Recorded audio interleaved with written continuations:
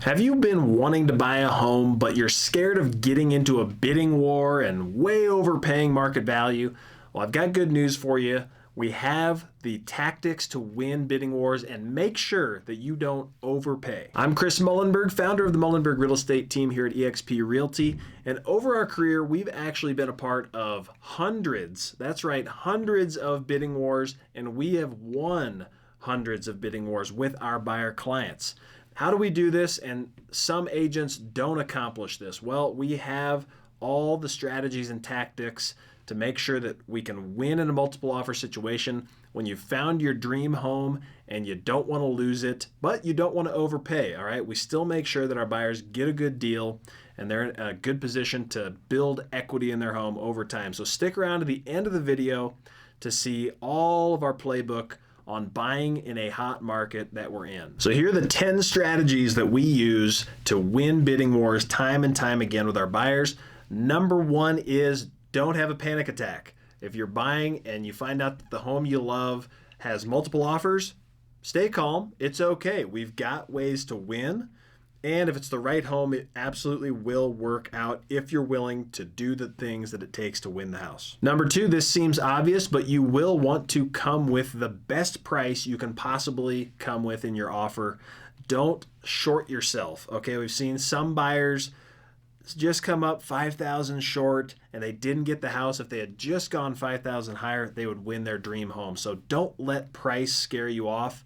We'll help you run the numbers and come up with a number that you feel really solid with that will actually win. Number three, consider adding an escalation clause. This basically works like eBay in that, hey, I'm willing to offer $525, but I'm willing to max at $540 only if another offer beats my offer. Then I'm automatically going to jump and beat that offer by $1,000, let's say. So escalation clause allows you to automatically beat the competition, but not just blindly pick a number that's too high and overpay for the home. Number four, and one of the most common ways to win a multiple offer situation is as-is condition. If you tell the seller, hey, I'm not going to ask you for any repairs, we want the house as is, don't be scared by this because you still do get an inspection period. You still get to do a full home inspection, and you can walk away from the deal if anything is scary at the home inspection. Another thing with as-is condition, most home fixes are just a few $100s, maybe a couple $1,000s. So don't be overwhelmed. That's where we really coach our buyer clients on what things are actually going to cost when you move into the home. We'll work with the home inspector to come up with a plan of here's what you have to fix right now, here's what you can probably fix over time. And we have an in-house handyman and remodel business too here at the Mullenberg team, so we can actually save you money on these fixes and projects. And not every buyer is willing to go as is, but if you're willing to do that, you're going to beat a lot of buyers. Number five, win a bidding war with an appraisal gap guarantee. So the example here is home listed at $500,000, you offer $515,000, but the appraisal only comes in at $500,000. Well, what happens? The lender is only willing to give the loan on the appraised value. So they're only going to lend on that appraised $500,000, but you're under contract at $515,000. So if you, the buyer, say, all right, seller, I will cover that $15,000 gap in cash. So it's basically an additional down payment. It just increases your down payment sum. And if you tell the seller you're going to guarantee that, they're very likely to pick your offer. They like that solidified buyer who has the extra cash and is willing to use it to make sure that the seller gets that number you've offered. Number six, consider paying the seller's closing costs. This is not a huge number. Seller closing costs in a deal are usually $2,000 or $3,000. But if you are willing to do that, it's a really nice show of faith, and it's a perk that most buyers don't think of. So if your offer is side by side with some others, but they're like, hey, these guys are going to pay our closing costs out of their pocket, that's pretty cool. Number seven, consider giving the seller more time to get out of their house.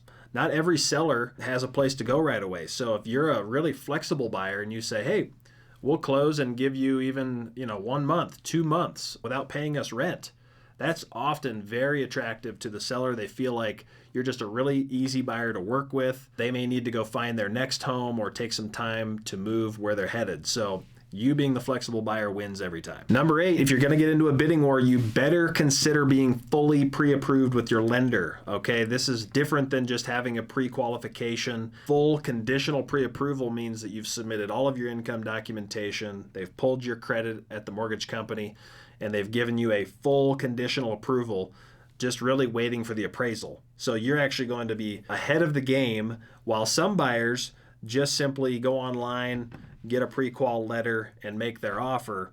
We can actually tell the seller and the listing agent, hey, we're fully conditionally pre-approved, and it makes you stand out from the crowd. Number 9, this is something to win a bidding war that most people don't think about, and it can be a little uncomfortable, but we have helped buyers get comfortable with this to win their dream home. It's make your earnest money non-refundable at a certain point in the transaction. The Colorado contracts actually protect buyers so much that buyers can walk away during the transaction for so many reasons or no reason at all and get their earnest money back.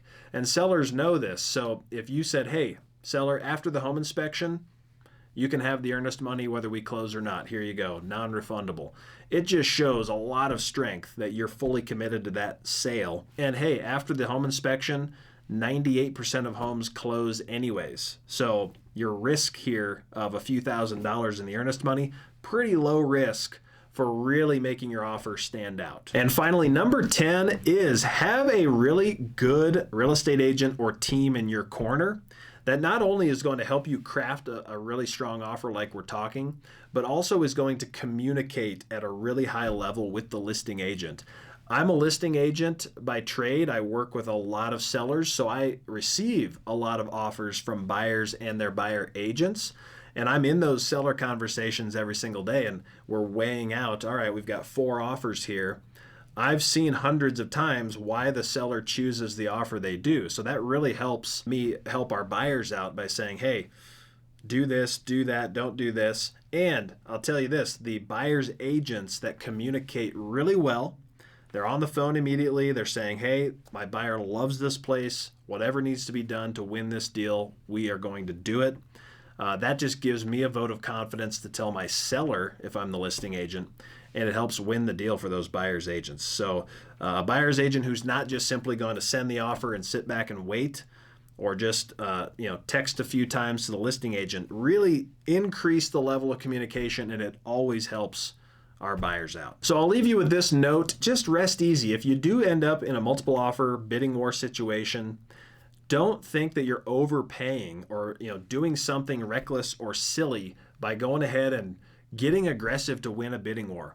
In the big scheme of things, most bidding wars come down to a few $1,000s at most in a few different terms. So if you found your dream home and $5,000 or $10,000 is standing between you and the home of your dreams, don't let it stop you. You're not overpaying. I mean, obviously the market is dictating what that home's worth, where the winning offer is. So most buyers look back and say, hey, so glad we upped it another $5,000 or $7,000 to get the home, because hey, over the course of living in a home 10 years, that's a drop in the bucket. So don't miss out on your dream home by just cutting a few corners. Really follow these strategies and comment below for our full playbook and how we can help you win the home of your dreams, whether it's a bidding war or not. And we'll see you out there.